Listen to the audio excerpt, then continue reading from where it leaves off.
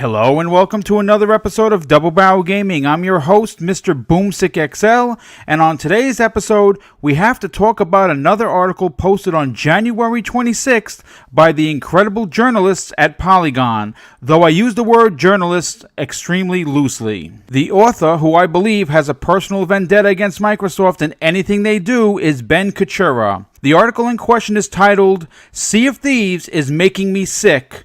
Why is this beta rough for some players?"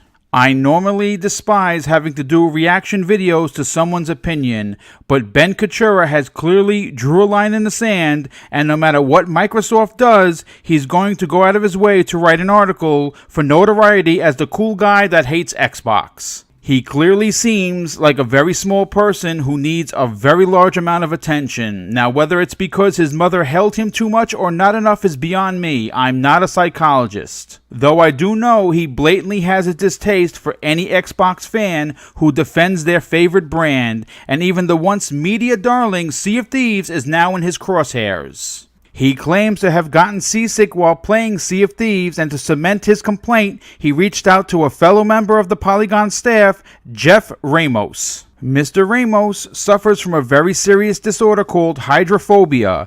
The individual in question stated that in several games he felt overly sick while out in the open sea, and in some occasions had to be convinced to stay calm. Now granted, hydrophobia is a serious disorder and should not be taken lightly. This is not the case for Ben Kuchera.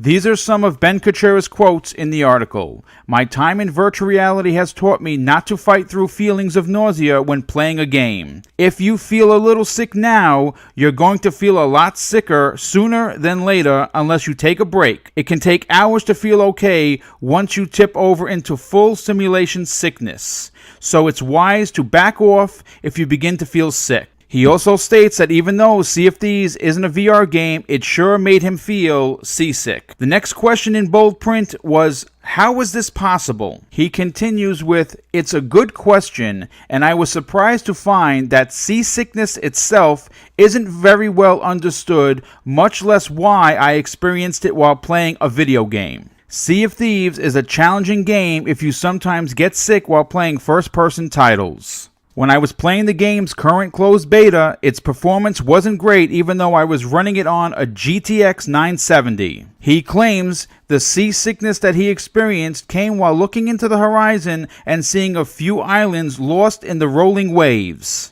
Some parts of the game also involved watching a fixed object on the ship against the backgrounds of the constantly moving sea. He also says Sea of Thieves doesn't offer a third-person camera view. According to Ben Kuchera, the first-person perspective does this side-shifting effect while running from one area of the ship to the other. I doubt I can blame any of these factors for my gorge rising, as it's likely they all work together to make the game a deeply uncomfortable experience." He finishes up his written assault on Sea of Thieves by stating, "You may have issues and you may not, but it could also be impossible to know until you try Sea of Thieves for yourself."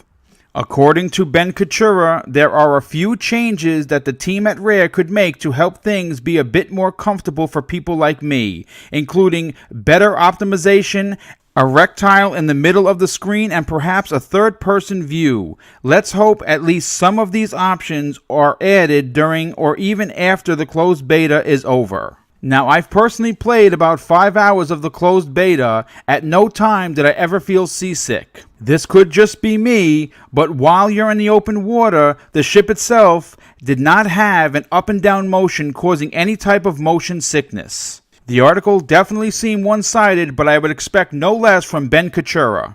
There are hardly any positive points of interest in this entire article, clearly indicating that once again he wants to be with the in crowd, which is currently the PlayStation brand and its fans. So bashing Sea of Thieves will get him clicks and followers on Twitter. If you're as aggravated as I was by this laughable article from an even more ridiculous journalist, I suggest you hit him up on Twitter and let him know exactly how you feel. Once again, thanks for checking out today's video. It's greatly appreciated. If you liked it, please consider hitting that like button and subscribing to the channel. Have an awesome day.